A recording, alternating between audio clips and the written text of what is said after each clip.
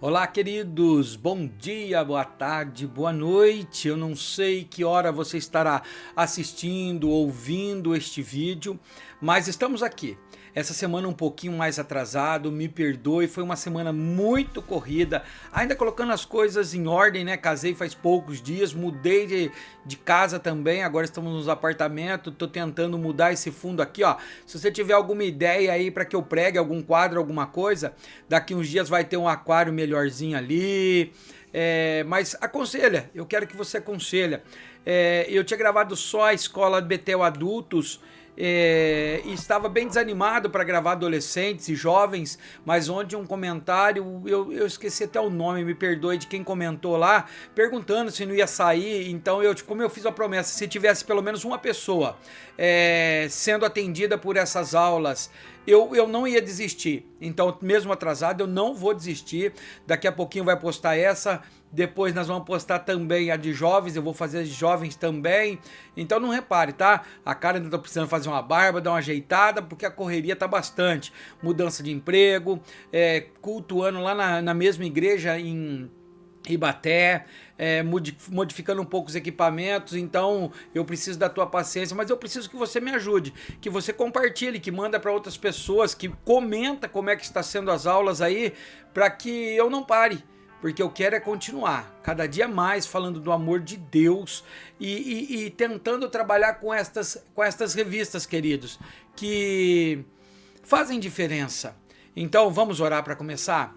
Querido Deus, maravilhoso Pai, mais uma vez, Senhor, nos encontramos aqui, ó Pai, na Tua presença.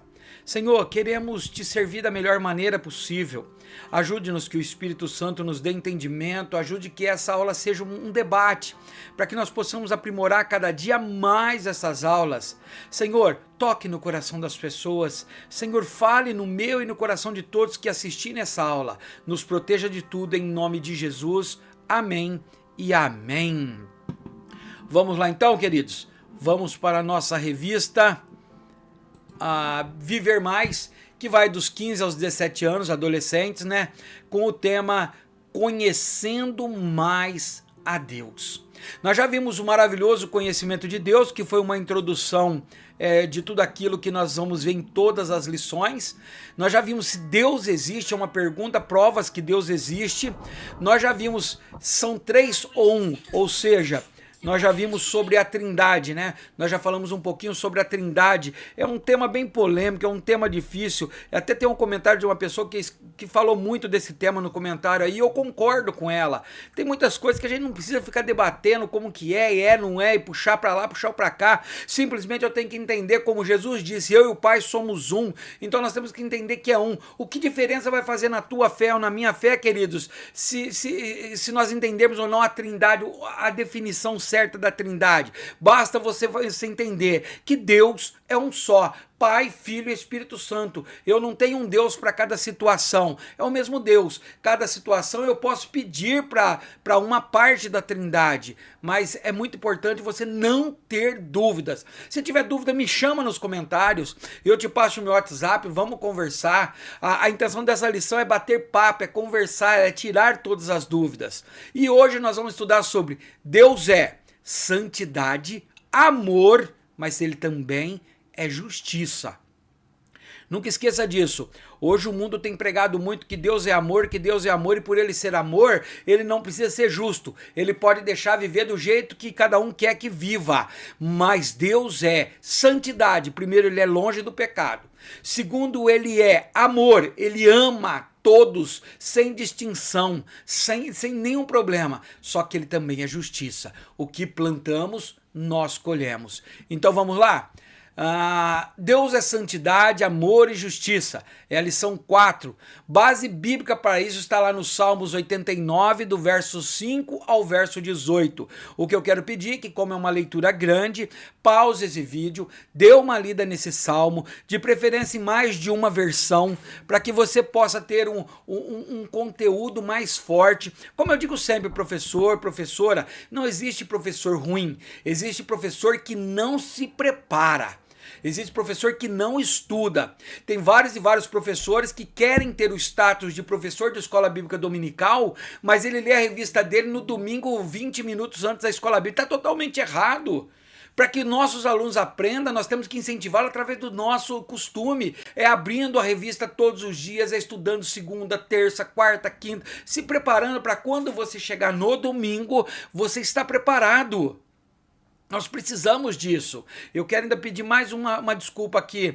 Como essas aulas estão muito corridas, eu não consegui formatar o texto colocando os versículos. Então eu gostaria que você parasse, que você colocasse os versículos, que você orientasse os seus adolescentes a lerem o versículo em sala de aula. Faça uma aula mais dinâmica, interaja com os teus alunos. Olha lá qual que é o versículo chave, o base para essa lição.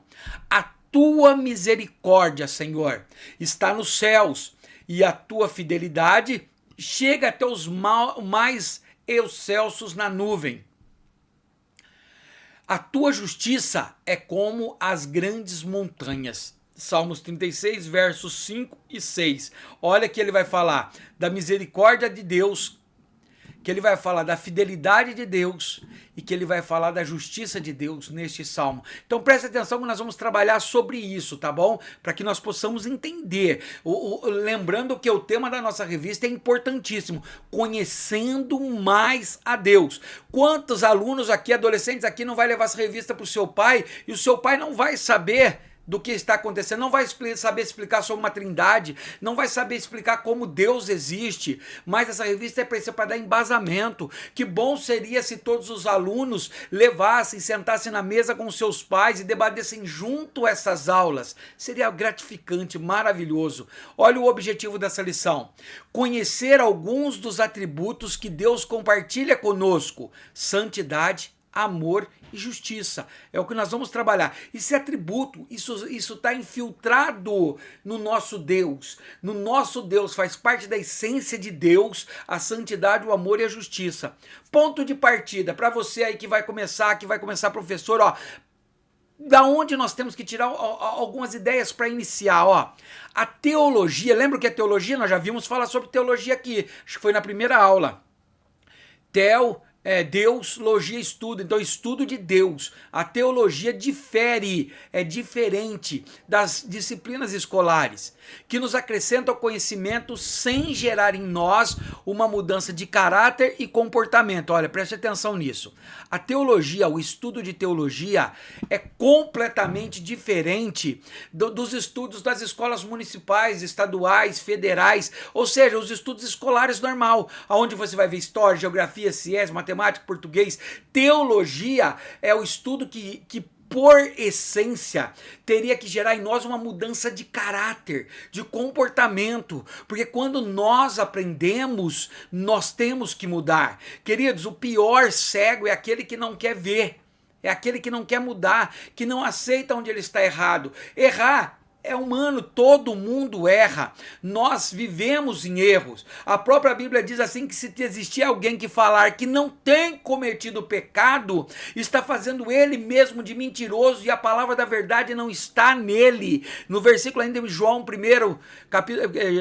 João capítulo 1, ele ainda vai dizer que se eu ainda continuo dizendo que eu não minto, eu estou fazendo Jesus de mentiroso. Por isso, queridos, que não existe santo. Existem religiões que diz que uma pessoa é canonificada, santificada, porque ela nunca tem pecado. A própria Bíblia, ou a Bíblia é errante, ou a Bíblia está errada, ou a religiosidade deles, a teologia deles está errada, porque a Bíblia confirma que nós pecamos. A diferença é que o nosso pecado, ele tem que ser na nossa vida acidental.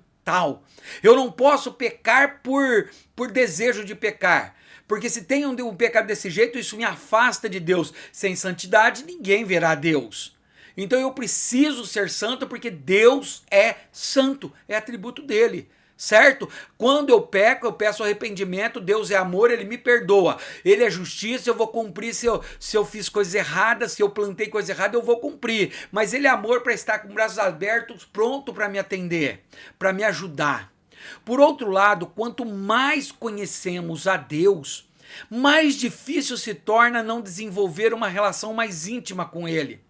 Quem estuda acerca de Deus geralmente busca santidade, amor e justiça, conforme os padrões divinos. Mesmo se deparando com o crescimento relativismo atual, em que todos os valores são negociáveis, o verdadeiro cristão se esforça para manter firmes os fundamentos da fé, buscando se aprofundar em Deus. Ajudar o adolescente nessa busca faz parte da nossa missão.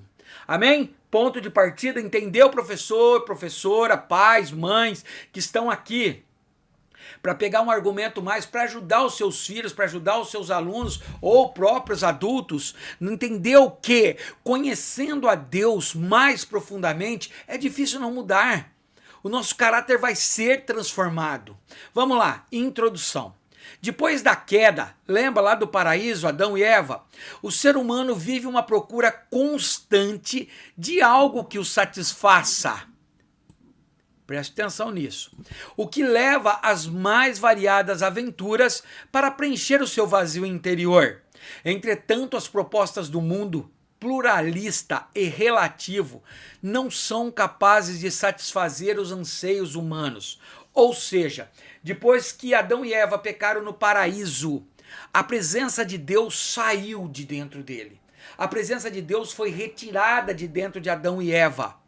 Por isso a necessidade de um novo nascimento. Quando eu reconheço o Senhor como meu Senhor e Salvador, que eu dependo somente dele, ele vai habitar dentro de mim, ele faz morada dentro de mim. Até então, queridos, antes de nós termos esse encontro verdadeiro com Deus, antes de realmente ter um encontro verdadeiro com Deus, nós ainda sentimos um vazio grande dentro do nosso ser, que faz com que nós ficamos buscando formas, alguma coisa para preencher esse vazio. Queridos, eu procurava muito na bebida e na prostituição.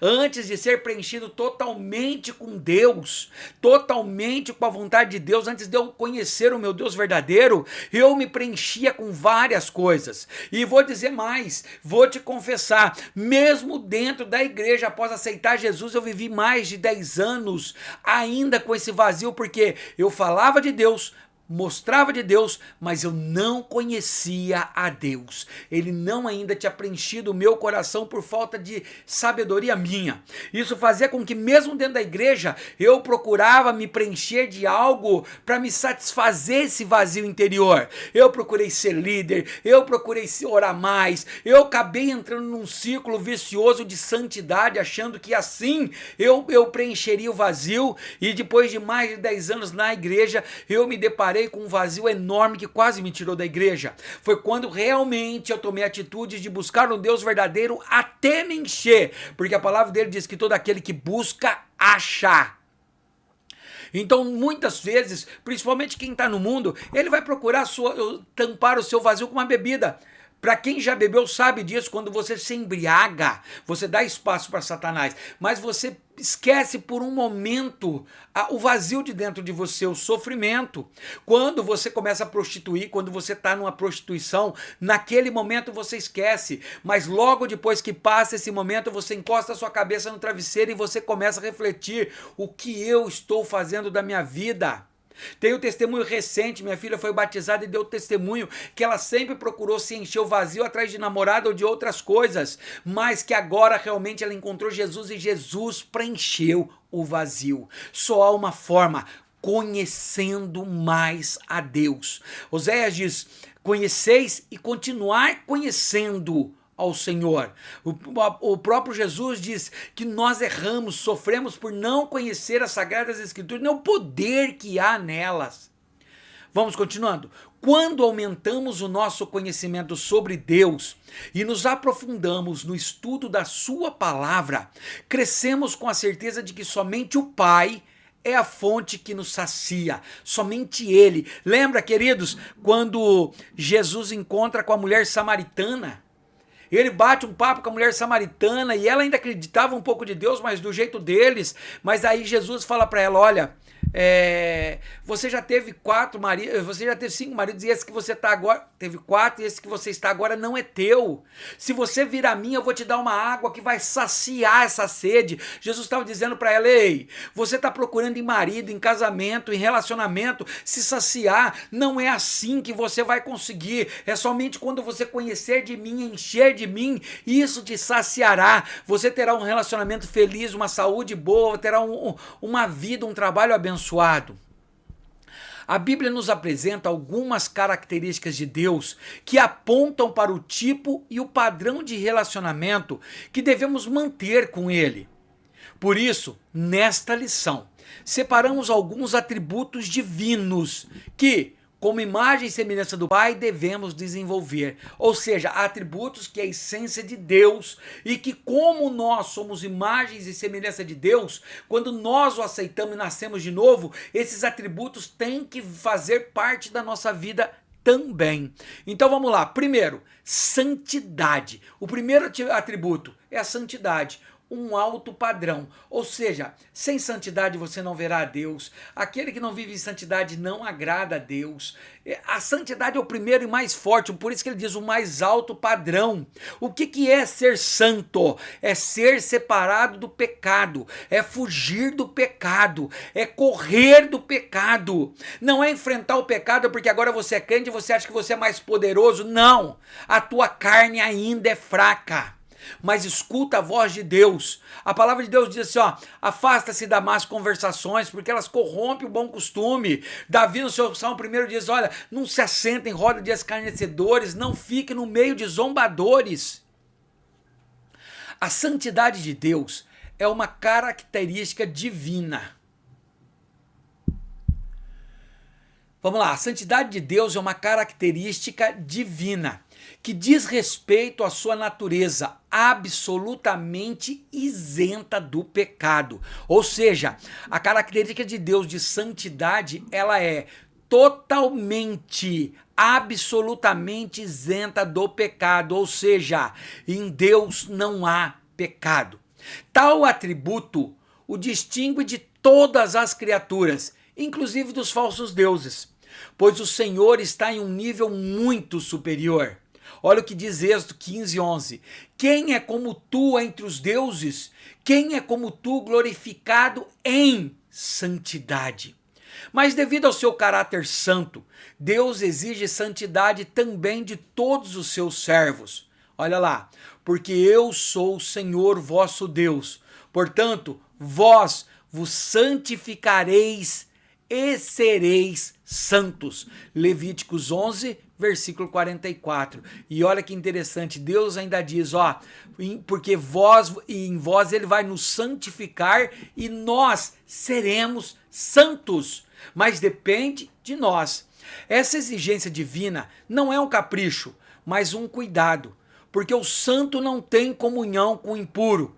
E o Senhor quer se relacionar com cada um de nós. Ou seja, resumindo, Deus não tem comunhão com o pecado. Deus não tem comunhão quando você está em pecado. Mas Ele está de braços abertos, esperando você reconhecer que você é falho, pecador e que você sozinho não consegue vencer o teu pecado. E quando você realmente o convida para essa batalha, o Espírito Santo te ajuda nas tuas fraquezas. Ele intercede por nós. Paulo diz que é quando estamos fracos que somos fortes, que nós somos aperfeiçoados nas nossas fraquezas. Mas aí você vai dizer, Kleber, mas eu vivo tão fraco e eu não consigo ter força. Porque verdadeiramente você não está confessando ao Senhor a tua fraqueza e deixando Ele trabalhar em você. Essa exigência divina, então, não é um capricho. Deus não está dizendo isso porque é um capricho, mas porque Ele não pode se envolver com sujeira. Imagine Deus como um pano branco, alvo como a neve, e você com seus pecados como carmesim vermelho. Um respingo do teu pecado pode manchar as vestes de Deus. Por isso que Deus não mistura com sujeira. É impossível servir a dois deuses. Ou é Deus ou é Mamon.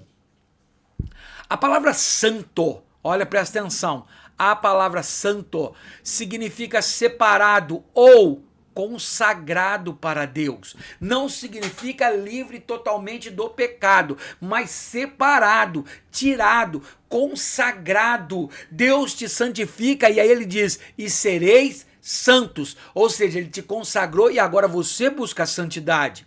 No Antigo Testamento vemos inclusive alguns objetos sendo santificados, como as peças do santuário. A santificação acontecia pela separação e limpeza dos objetos, quando era retirado de toda a sujeira. Um objeto santo era de uso restrito e não podia ser tocado por uma pessoa impura. Está lá em 2 Samuel 6 e 7. Lê aí depois também, tá bom? Eu vou dando andamento, enquanto isso você vai lendo aí. Dê uma pausa, lê. Queridos, ou seja, quando você doa algo para uma igreja e essa igreja recebe um instrumento, recebe algo, significa que esse negócio vai ser santificado, separado, que a partir daquele momento ele não serve mais para as outras coisas. Por exemplo, a igreja comprou, adquiriu ou ganhou um teclado para tocar louvores ao Senhor. Esse teclado está sendo usado por um levita, por uma pessoa do louvor. Esse teclado ele não pode tocar ao mesmo tempo música para Deus numa igreja e uma música para o mundo, num rap, num funk, num qualquer outra música fora do ambiente religioso, porque ele foi consagrado, ele foi separado. É com esse intuito que quando Deus nos salva e nos separa. Deus não te salvou para que da tua boca saia palavras torpes, a própria Bíblia diz isso. Deus não te salvou para que da tua boca saia canções que denigrem a imagem de Deus. Não saia nada que é contrário a Deus. Por isso que a santificação humana não é diferente. Deus nos toma para si, limpa a nossa vida do pecado, do mal e depois exige dedicação. Ou seja, a partir do momento que eu aceito o Senhor como Salvador, eu me arrependo dos meus pecados, eu quero viver em santidade, eu não posso ter mais prazer no pecado. A partir desse momento a minha vida é consagrada, separada, tirada para Deus. E tudo que eu faço tem que glorificar o Senhor. Se eu não estou glorificando o Senhor com a minha vida, com o meu testemunho, com a minha boca, com os meus gestos, você não está vivendo em santificação. Um maravilhoso exemplo disso encontra-se em Isaías 6, quando o profeta vê Deus em seu sublime trono. Ali Isaías presencia a adoração dos serafins dizendo: Santo, Santo, Santo é o Senhor dos exércitos.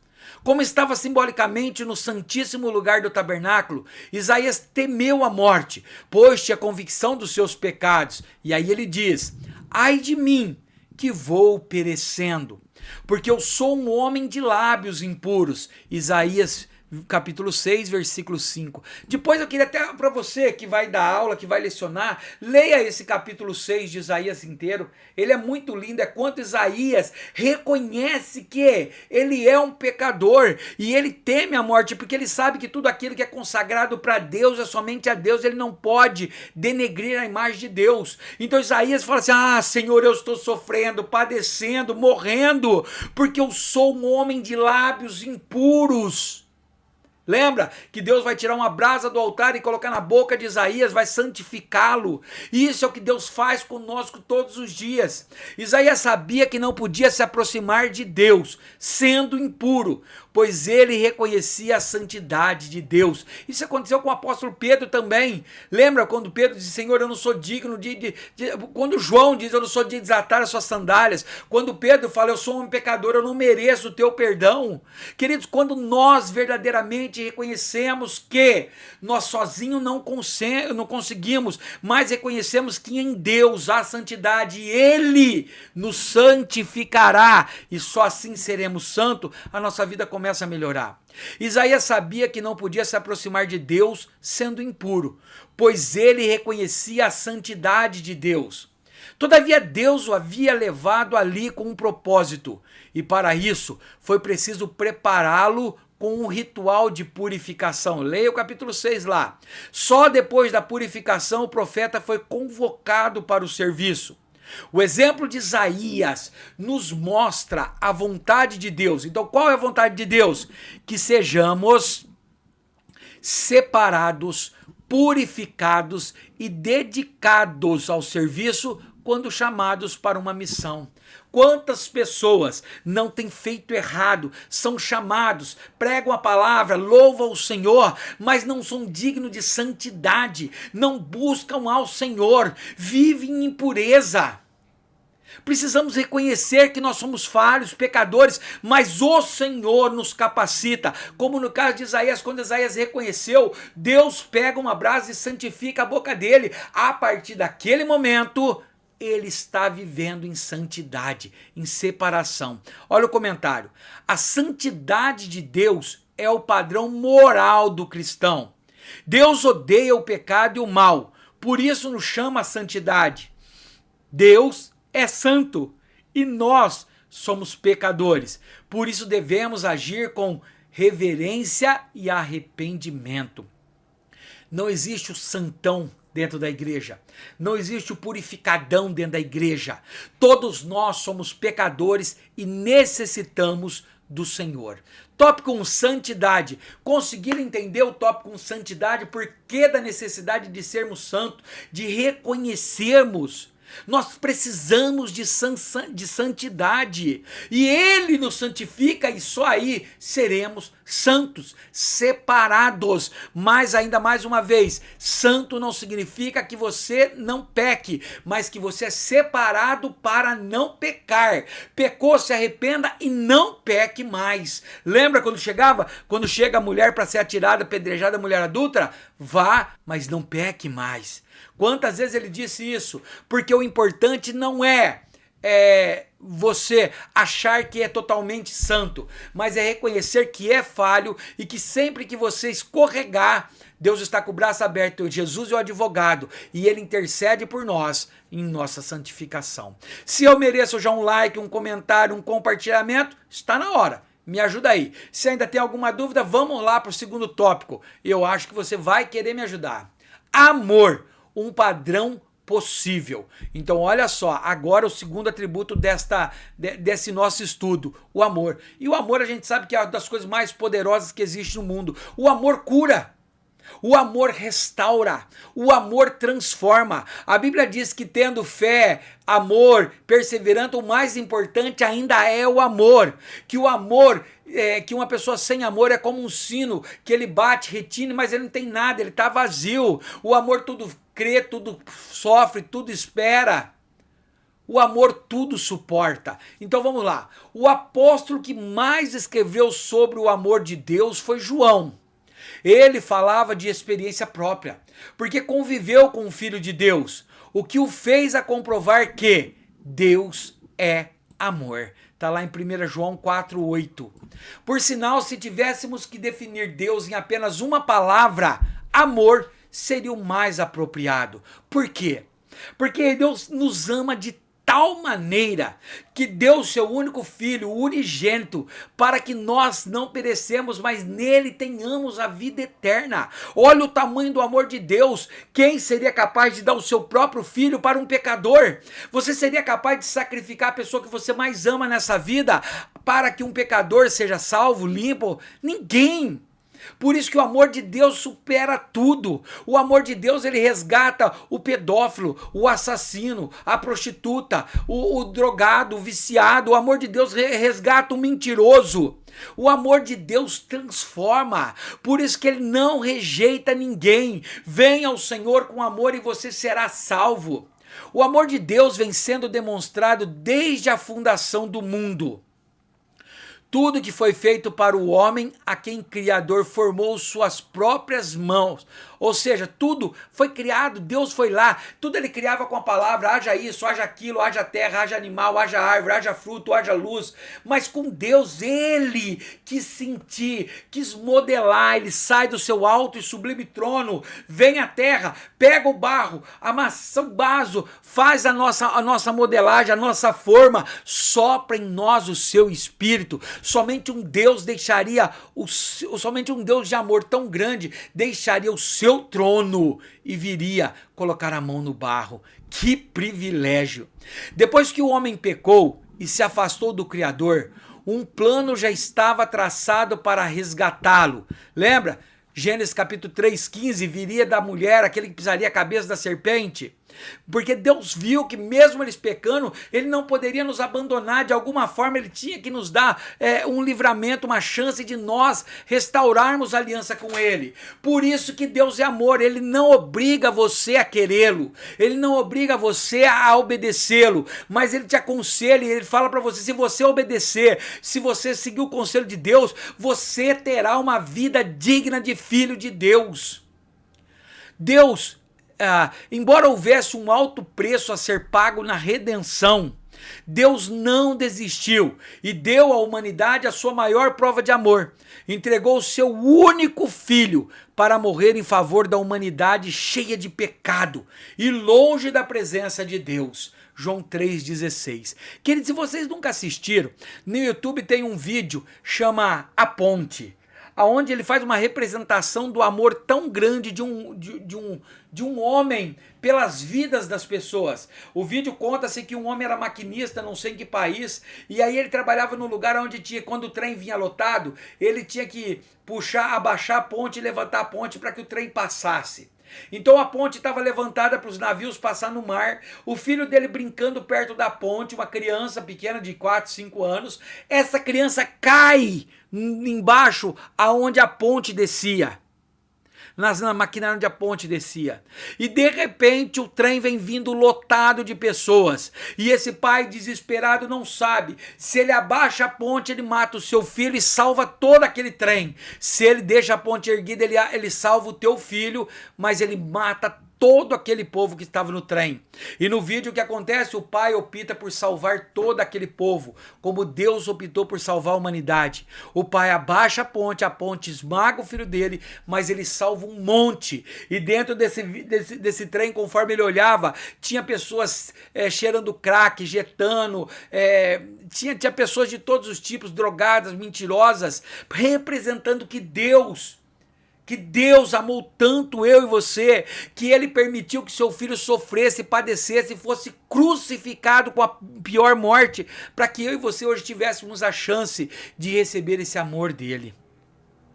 O amor faz parte da natureza de Deus e reúne em si todas as suas virtudes. Alguém lembra o capítulo 13 de 1 Coríntios, o que é? O capítulo do amor, né? Onde vai falar todas as características do verdadeiro amor cristão. Sendo perfeito e perfeitamente comunicável a todas as criaturas, principalmente ao ser humano, feito à imagem e semelhança do Pai. Podemos afirmar sem sombra de dúvida que Deus é a fonte do amor que o ser humano tanto precisa para a sua renovação interior.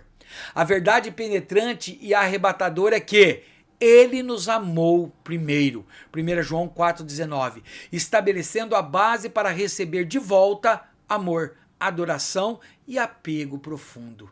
Olha o comentário. Deus nos ama antes que o mundo existisse. Está lá em Efésios 1,4. Antes da criação ele já nos amava. Seu amor é incondicional. Tito 3, 4-6. Ou seja, não importa se você vem de ser traficante, de uma cadeia, de uma prostituição. Não importa, ele te ama do mesmo jeito. E se for preciso, ele deixa as 99 sãs cuidadas no aprisco que vai buscar você perdido. Seu amor é incondicional, possui um propósito, João 3,16, e não muda. Deus não tem variação, Deus não muda, ele continua nos amando. Consegue entender o poder deste amor, a transformação dele? E eu vou te ser sincero, queridos, quando nós aceitamos Jesus de verdade, conhecemos e vamos conhecendo mais a ele, prosseguindo em conhecer ao Senhor, o amor dele, o atributo dele passa a fazer parte de nós. Eu vejo pela minha vida, quanto eu não era bravo, odiava, brigava. E hoje o amor de Deus superou tudo na minha vida, que até quando blasfemam de mim, brigam comigo, eu ainda continuo amando. Ontem mesmo eu passei por um episódio muito triste. A minha esposa ficou, parece até que mais abatida que eu. Por quê? Aqui no meu apartamento eu paguei para um rapaz fazer toda a parte elétrica, automação, tudo completo da parte elétrica. Só que é um apartamento pequeno, eu sou pobre, eu não tenho uma mansão para isso. E ele fez tudo. Uma semana antes de eu entrar no apartamento, que eu ia casar e ia vir para cá, as luzes da entrada por onde eu entro parou, não funcionou mais nada. E eu precisava, eu ia casar, ia vir para dentro de casa, tudo no escuro, metade da casa apagada. Pedi para ele uma, duas, ele, vou ver, tô ocupado, eu não sei o quê. Ele não quis dar assistência. Eu fui na loja para achar, e eu mesmo desmontei a tomada, fui comprar as peças, fui tentar fazer esse conserto. E fui na loja que me indicaram ele. E falei na loja, olha, o serviço dele é muito bom, mas ele deixa a desejar. Ele me deixou lá, ele não deu assistência no meu serviço, eu não sei o que eu faço, eu estou entrando de casamento e metade da minha casa não acende. Queridos, o pessoal da loja falou isso para ele. Ele ligou para mim não, mandou mensagem, mandou áudio que eu nem ouvi, acabando comigo, dizendo que eu tinha que me converter, porque eu fui falar mal dele. Eu falei para ele, eu não falei mal, eu falei a verdade, que o teu serviço é lindo, é perfeito, mas você não presta assistência. Mas tentou me ofender de tudo quanto é tipo, eu poderia xingar, brigar, braquejar. Não, queridos, continuei falando para ele que Deus te abençoe e te prospere cada dia mais. Amém? É quando Deus muda o nosso caráter.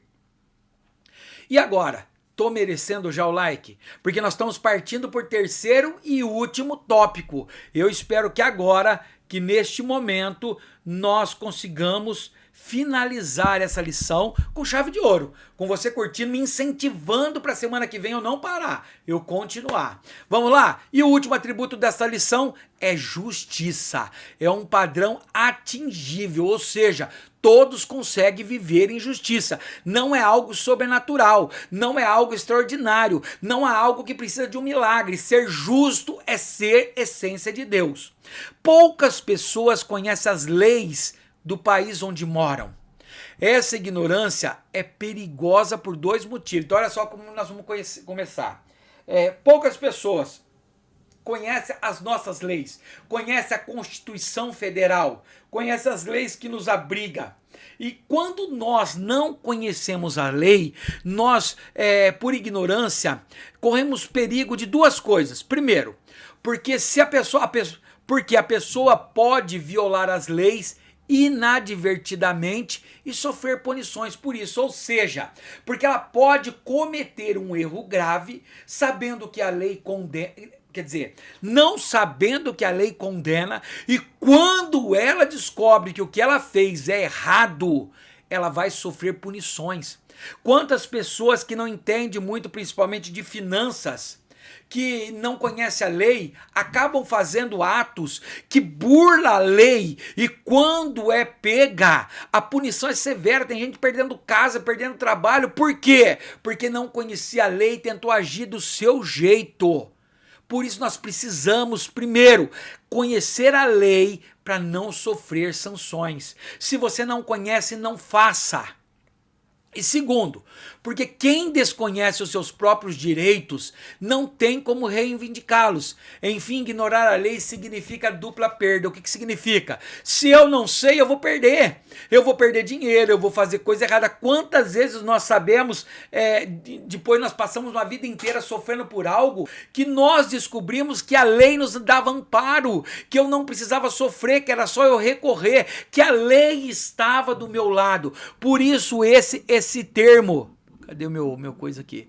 Esse termo, dupla perda. O que significa? Você perdeu e você está perdendo de novo. Você poderia ter recuperado aquilo. Em um reino cuja palavra do rei é lei, viver em justiça significa cumprir as exigências daquele monarca. Ou seja, onde tem um rei e o rei vive em justiça, ele tem as exigências e eu tenho que cumprir.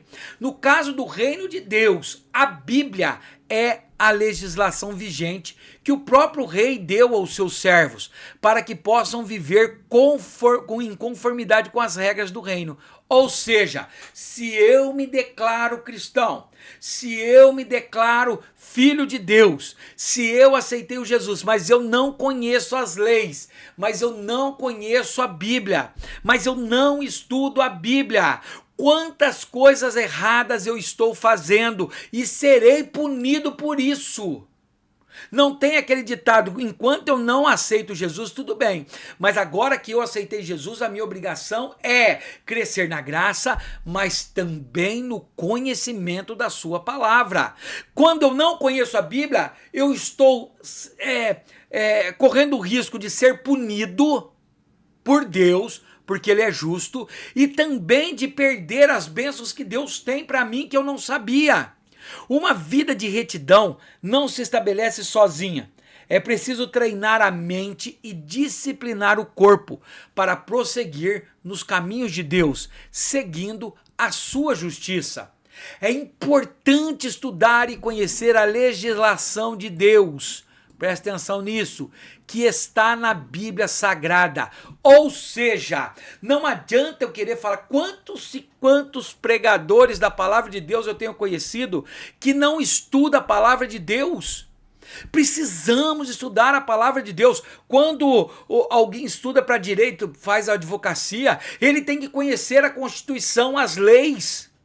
Senão ele não vai ganhar caso nenhum na advocacia, no direito. Por isso que nós temos a necessidade extrema de conhecer a nossa lei, a Bíblia Sagrada.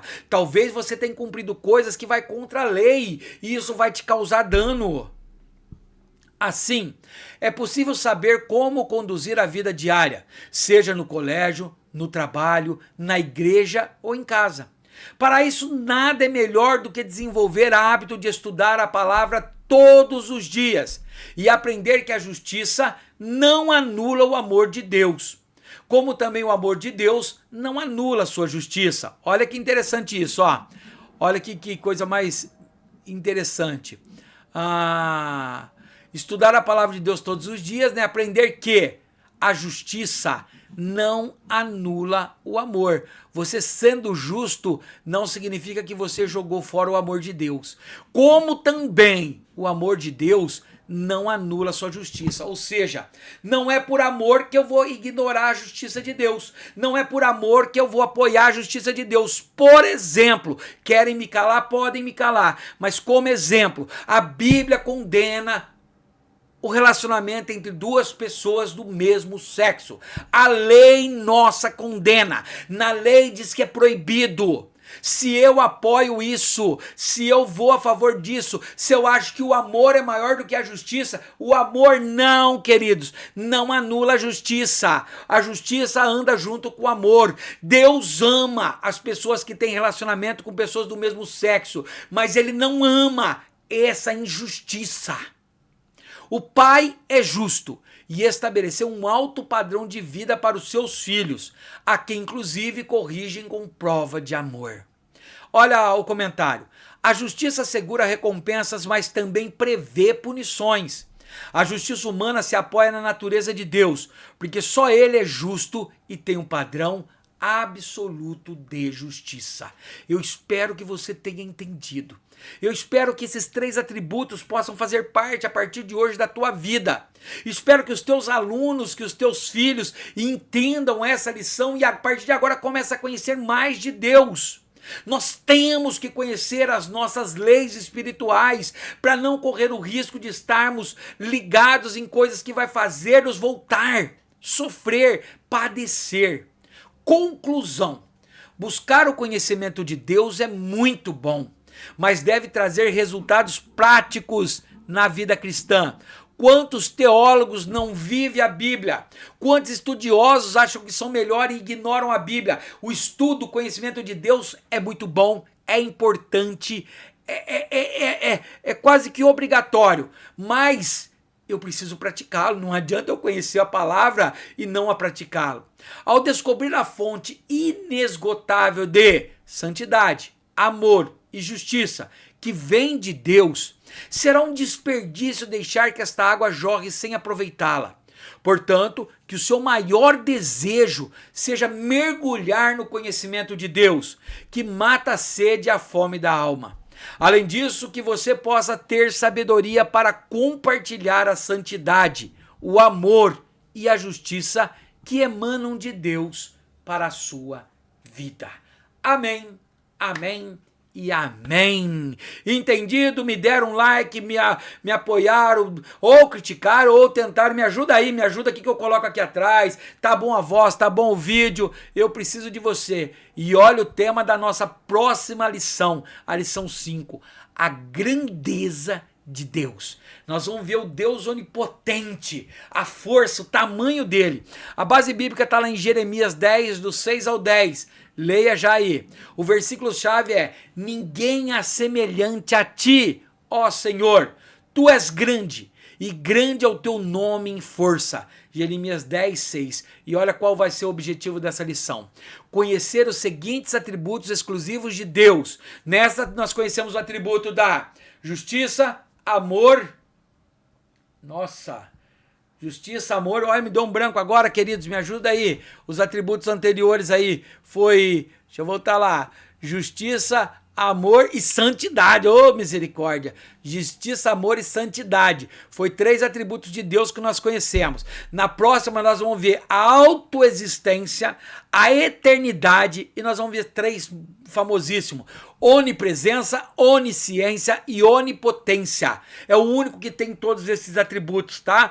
Nós vamos estudar nessa lição. Professor, já vai pegando o ponto de partida, vai lendo, vai incentivando, incentiva os teus alunos a na próxima lição já estarem preparados, já estarem aí com o caderno, com a revista, com as bíblias do lado. Vamos lá junto, cada dia mais crescendo em graça e conhecimento. Somente assim nós vamos viver bem nesse século que tem sido bombardeado por ideias vãs, teologias falsas, influência maligna. Mas com Deus nós vamos conseguir. Vamos lá, queridos, vamos orar para encerrar mais uma aula. Querido Deus, maravilhoso Pai, neste momento, Senhor, entramos na Tua presença, invocamos o Teu santo nome para Te agradecer. Obrigado por essa aula maravilhosa, que ela possa ajudar várias e várias pessoas, que ela possa ensinar, que ela possa, Senhor Deus meu, ser, Pai, um motivo de vontade para que as aulas sejam melhores a cada dia. Senhor, nos abençoa, nos guarda, nos guia. Espírito Santo, prepare o nosso coração desde já para a próxima aula. Em nome de Jesus, amém e amém. E Deus te abençoe.